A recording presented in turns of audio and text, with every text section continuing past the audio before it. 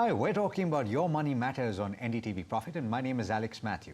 We talk about everything mutual fund related, personal finance related on this program so that you get actionable insight so that you can manage your finances, you can manage your investments appropriately. And today I'd like to talk about a pretty far-reaching, wide-ranging subject, which is how to approach your investments in mutual funds if you're just starting out, or if you spend a couple of years trying to find your footing in this slightly complicated space. In fact, what I'd like to talk about is how to uncomplicate your investment strategy. And I've got a special guest to talk about that. He has been consistently giving advice which I think is very useful. Vijay Mantri, investment expert, joining me in studio today. Vijay, thanks so much for taking the time. My pleasure. Let me ask that question at the start, which is the first problem that a lot of people face is which mutual fund should I invest in? Because there are so many options that the paradox of choice plays out here. There is paralysis that sets in because you look at a screen and you're blank for a few seconds. How do I decide where to invest? So I keep saying this all point of time that just like starting your diet or starting your physical activity, what to do is secondary. What you can do consistently is far more important. And for that, you need a helping hand. So if you have a dietitian, if you have a trainer, life becomes that much easier. So my first advice to anybody is to find a good mutual fund distributor or financial advisor who can help in this journey. Suppose you do not want to take that help, then one of the easiest thing to do is to look at flexi cap fund. And even if you are confused about which flexi cap fund to pick, then one of the better strategies to look at Nifty 500 index fund, because that captures top 500 companies of India. You have 70% weightage, approximately that number into large cap, and 15%, 17, 18% into mid cap, and 12, 13%, depend on the of a market structure at that time, you'll get a small cap. So you get flavor of all. So that is the way to start. The first stage is to identify a good advisor, MFD. Second, if you can't do that, don't want to do that, go for flexi cap fund. And even you get confused about which flexi cap fund to choose, go for a Nifty 500 index fund. In my opinion, all these things are secondary. The real test is that how much you allocate in equities and how long you stay invested. A gap between 15% allocation or 30% allocation in equity will be much better in your favor than ability to get the best fund in your portfolio. On that, we don't have any control. What is in our control is that how much we are allocating into equities and how long we would like to stay invested. And your behavior also in times of periods of uncertainty, because we've gone through a phase, Vijay, where a lot of people, and I heard anecdotal evidence of this, and you would know this, probably clients calling you up during periods when the equity markets were just going lower and lower practically every day, particularly the broader markets.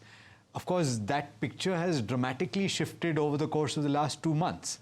So those people that stopped their SIPs, those people that didn't deploy when the chips were down, they have not benefited from the up move that you've seen in the equity markets in India. But just to drive home that point, it's an important point to make that Vijay has made, is that just to get started, to cut your teeth, so to speak, the best way to do it is to take that exposure into equity. You may not see the best outcome in a couple of months, but then eventually, if you're consistent, then you will see it. So assume that you've done that. First, let's talk about the behavioral aspects of investing, because I'm sure that you've gotten calls. How did you deal with those calls?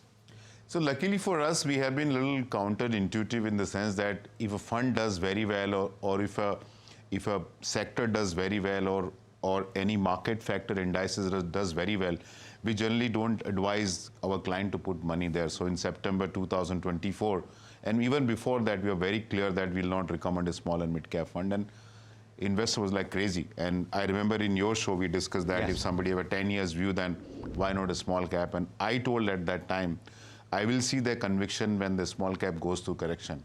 At that time, will they add more to their SIP, or they start figuring out taking money out? So just remember one thing. in equities, particularly equity mutual fund, there's a no permanent loss of capital. There's a temporary volatility, but it's not a permanent loss of capital. So if you're committing yourself to invest in mutual fund for long term, and if the market goes down, you should invest more, because in Indian equity market, there's always a bullish phase, always a bull market. Why always a bull market? Because how do you calculate your wealth? Number of unit multiplied by NAV is your total wealth. So either there's a bull market in NAV or there's a bull market in units. So if the market goes down, you get more units. And we explain on one of your programs. So I'll give one simple illustration. Suppose the fund's NAV was 10 rupees and it became 8 rupees. The NAV came down by 20%. But on 10 rupees NAV, suppose you're investing 10,000 rupees SIP, you would get 1,000 unit. But at 8 rupees, you'll get 1,250 units. You get 25% more units. So NAV is down 20%, units went up 25%. Now look at the same illustration. Suppose the NAV goes down to 5 rupees. The NAV has come down 50%, but number of units has gone up 100%. That's why SIP is one of the beautiful product and one of the most interesting product and one of the best product for the investor. But the problem, Alex, with SIP, it is too simple. Like you're drinking a warm water. What is the best drink you can offer to people? Warm water. But it doesn't have any glamour. You can't put in a social media, I had a wonderful time sipping warm water on Goa beaches. It doesn't cut the ice. It doesn't cut the ice. Okay, that's a good analogy to have. And I like that you've noticed that I'm drinking. It's good for the throat. That's why I drink it. But so therefore, certain investments are good for you, but then you're not attracted to it because it's too simple. I like that. But having said that, what I have noticed, Vijay, is the inability of the investor to benchmark their returns appropriately. Do you think that that's the biggest challenge? Because you've gone through a phase post-COVID where people were saying, oh, 20% returns, what's your portfolio? Mine is doing 22%. And it's tough to talk about the fact that not everybody is going to go through that experience. There's an element of luck involved. So I think India is a low trust society. So what has happened that either we trust our morning walk uncle or we trust the big brand. We don't trust enough the professional advice given by the people. So if your mutual fund distributor or your advisor tells you to stay invested, put money there, but your morning walk friend tell you that I've invested in a small cap and it has delivered better return, we're tempted to gravitate toward those kind of things. So it is very important that listen to the people who have a deep expertise in this kind of business, because, and please remember, Alex, that everybody comes with limited cognitive abilities. You could be great at social relationships, somebody could be great at maintaining their diet, somebody great at managing money, somebody is great at managing family relationship, but not everybody is great at everything. So wherever you are not good, seek help from people to do that. Second part is that what we have witnessed that Bible says one of the 7 sins is, one sin is jealousy, envy or jealousy. Now, one of the worst thing we have seen people doing is that they're comparing their return with the return of their neighbors. The neighbors. So who's the best mother? Who's the best father? Who's the best spouse? Which is the best country? Which is the best family? What we have. So what is the best return you got in a portfolio? And if you're not happy, seek help, correct it. But immediate past return should not be the benchmark. So how to look at return very honestly? If India's GDP is growing in absolute term at 12 to 14%, that is the kind of compounding you see over decades. You will have a period where in a 5 year, 3 years, return could be 20% plus. If you got 20% return in 5 years, assume that in next 3-5 year return will come down. Ultimately, it will gravitate toward 12 to 14% CAGR over a longer period of time. But the magic of suppose you compound your wealth at 14.5%, you compound your wealth, you double your wealth every 5 years, and if you continue to do 50 years, you get 1,000 time growth in your portfolio. But for that, you need to wait for 50 years. Here we are looking at in 50 minutes, 50 days, my money doubling. So that is the unfortunate part. And it's also something that has pitfalls to it. But let's get into the brass tacks right now. You've said that for somebody who is starting out, a flexi cap option is a good option to consider.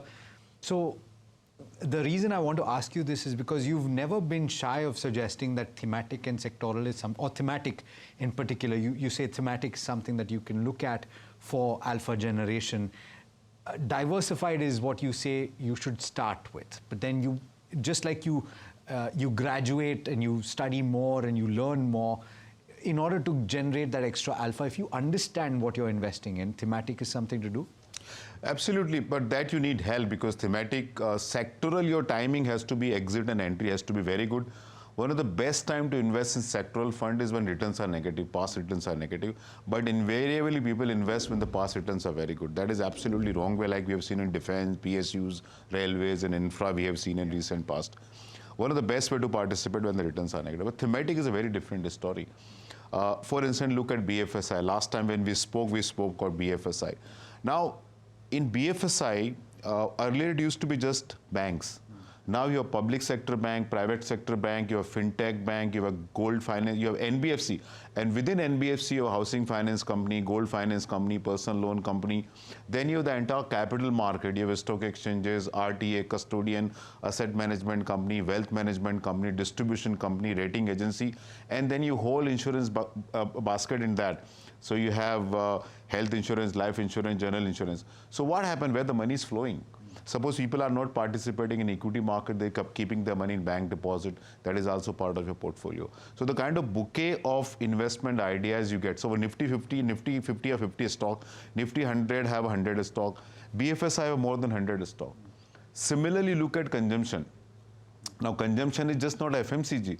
Jewelry is a consumption, even medicine is a consumption, travel, tourism is a consumption. Automotive is a consumption, alcohol is a consumption. So a whole basket of ideas where people are putting money. So you can go and, buy those ideas. Similarly, healthcare. Earlier it used to be just drug manufacturing companies. Now you have diagnostic center, you have a contract manufacturing, you have API, you have hospitals, you have all kind of certain stuff. Chemical companies certain chemical companies. So, and in my opinion, healthcare is new FMCG. You may stop eating noodles, but when a diabetes or blood pressure medicine starts, you have to consume it for... At this juncture, if assume that I'm an investor that is coming to you, Vijay, you've been advising me over a period of time, and I've bought into this idea that you can use thematic tactically. And there's no harm holding this long term in your portfolio, because if you take a broad enough theme, then at one point of time or the other, and we're seeing foreign institutional investors once again start deploy into the Indian equity markets. And where do they go? They effectively often gravitate to the BFSI space, to the banking space in particular. So you've seen that up move in the banking index and individual stocks as well. So portfolios will start looking good. But the advice that you're giving to your investors right now, where would you deploy? So right now we have been not only right now, but almost 6 months plus we are talking to people to invest in large cap because we believe Nifty 50 is compared to other indices much undervalued. We have been advising our client to look at BFSI segment, and particularly we chose one bank index fund because it has around 85% exposure to private sector bank. So we chose that. Which one? ICICI Bank Index Fund. Okay. So it has I think 85% exposure to private sector bank, and all of them has done exceedingly well. We have been last almost a year plus we have been talking about healthcare, but on healthcare we are advising investor to invest over a 12 to 24 month STP. And consumption is one theme we are liking it, and we believe that one need to look at putting money into consumption fund for a long-term purposes. And all these indices have, all these sector themes have more than 100 stocks to own, and they are real quality companies in the portfolio. So we have been recommending our client, but depend on the risk-taking ability of the client, the kind of understanding it demonstrate. When the market goes down, the kind of hit is comfortable taking. We assess those things. But most importantly, what we do is that when a theme or sector, when a theme is not doing too well, that is the time we look at... To double down on it. So we look at, the starting point has to be, the sector has to be, or the theme has to be completely unloved by the market. Then only we look at, if somebody is like, for instance, in 2020, we started talking about PSUs, and when in 2024, 25, 23, 24, we start taking money out from PSU equity fund because we thought that enough money is being made and everybody is bullish on PSU. So we said that is not the right time to. But at that time to ask investor to take money out is difficult, just like gold right now, right? Absolutely. Now, if you tell anybody to not to look at gold, they will run you. But incidentally, we were speaking with Ashish Somaya of White Oak, and his multi-asset fund is one of the schemes, 4 or 5 of them, that have a material exposure to gold, yeah. And they've cut it.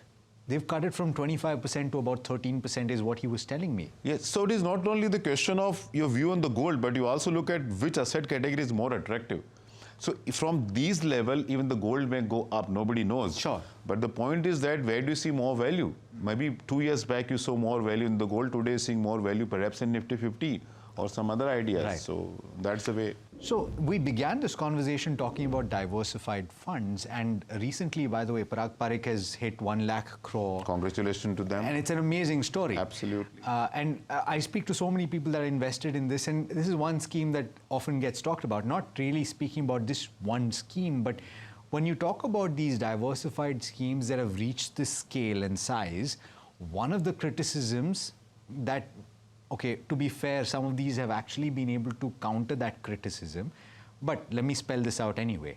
The criticism is that they're unable to generate significant alpha because they're unable to take significant exposure to the smaller companies purely because of the scale and the size that they have. So, a 1 lakh crore AUM, if they have to take a 1% exposure of AUM in a particular company, they have to be able to deploy 1,000 crore rupees.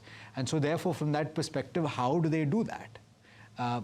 Where if the float is not available, they would have to take 10% at the very least in a large small cap. So is that fair criticism? I do remember fantastic words by Ned Johnson, the founder of Fidelity. He said the star fund manager give their best return when they're becoming a star. You're right. So I think that sums up. But spell this out so that people understand. We have seen in the market, there are hot ends. There are great fund manager, great fund houses doing well, knocking alpha like 8%, 9%.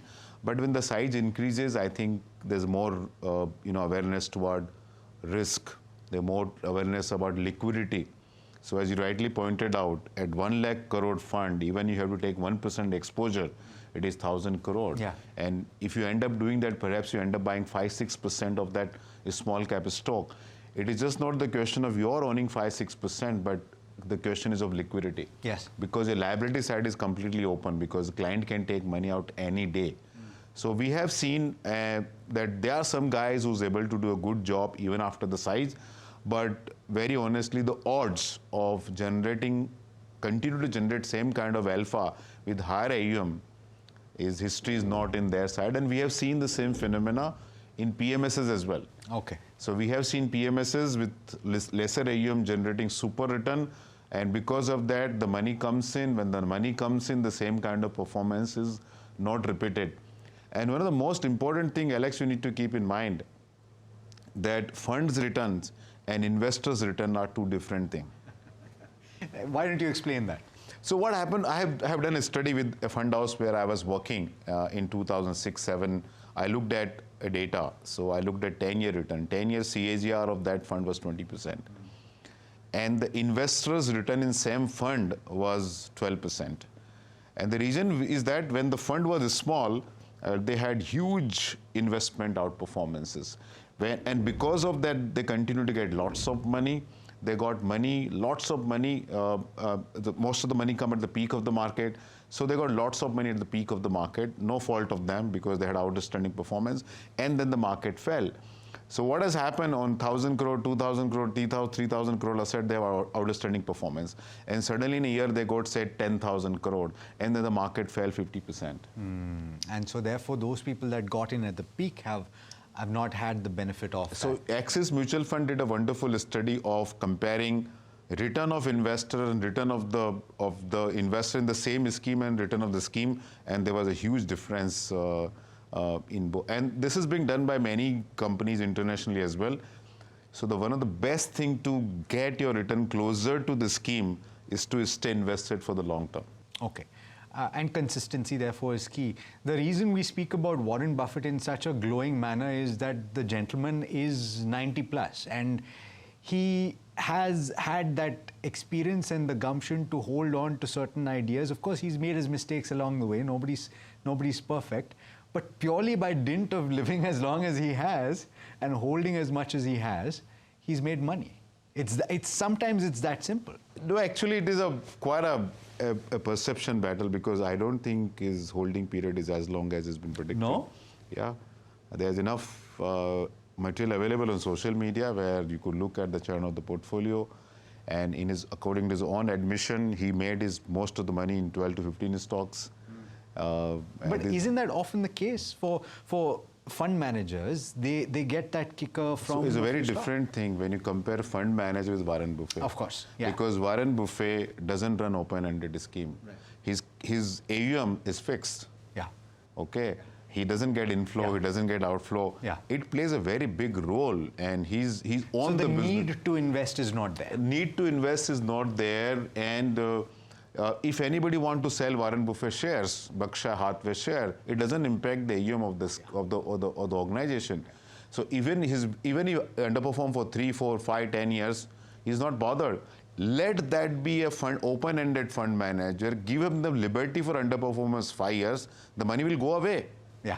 So we are not comparing apple and orange. The reason that I brought up Warren Buffett is that I have rarely met people that don't aspire to have that kind of wealth generation, right? And the argument that a lot of people make is that one of the primary ways, of course, you can be consistent and you take the slow journey to the top. And one great avenue to do that is mutual funds. In your opinion, should people have individual stocks? I won't recommend, because there's enough studies done. One done by my ex-DWS colleague, Raju, and Ravi Raju. According to him, out of some 5,000 plus stocks on NSE, 50% of money is made in 37 stocks, 37 stocks, and almost 100% of the money made in 65 of the stock over a 20-year period. We have enough data to suggest. Even you could look at people who file long-term capital gain return, and you could look at income tax website and figure out you have a 36 lakh, 37 lakh crore of direct stock investing, and you see turnover on the stock exchange of people buying and selling, and then compare how much tax they are paying, long-term capital gain. It's not there. So therefore the counter argument to somebody saying don't invest in large diversified funds, the blessing for the retail investors, the ability to choose individual stocks and get 100 baggers. The problem is it's not so easy to find a 100 bagger. One of the surest way to destroy your wealth is to search for a multi-bagger. And for instance, look at Sensex, which came in 1986. They had 30 stocks, and today only 5 survive. Now, in 1986, who told you which 5 stock will survive? Even if you look at Nifty, a few years back, one fund house did a research. Out of total gain of Nifty, 50% of gain came only from 3 stocks. Yeah. And if you look at Nifty's data, that fund house gave this data, that Nifty made 180 addition, okay? Out of 180 addition, only 54% was in positive, 46% after coming into Nifty, these stocks lost. Negative so returns, that is at the Nifty level. Yeah. Now assume, and people are not looking at multi-bagger in Nifty, people looking at small cap, micro cap. And there was a study done by, I believe, by Motilal Oswal Group, where out of 2,300 micro and small cap, only 2 made to large cap and 2 made to mega cap. But very funnily, everybody seems to have multi-bagger in the portfolio. On that note, Vijay, I would invite everybody that's listening in to write to us and tell us what you think about what Vijay has spoken to me about. We've talked about how you should keep things simple, and ultimately, I think that's a good place to start. Vijay, thanks so much for taking the time, for speaking to me. Always a pleasure. My pleasure. And that brings us to the end of this edition of Your Money Matters. Let us know, as I said, what you think in the comment section, and do stay tuned. Lots more coming up on NDTV Profit.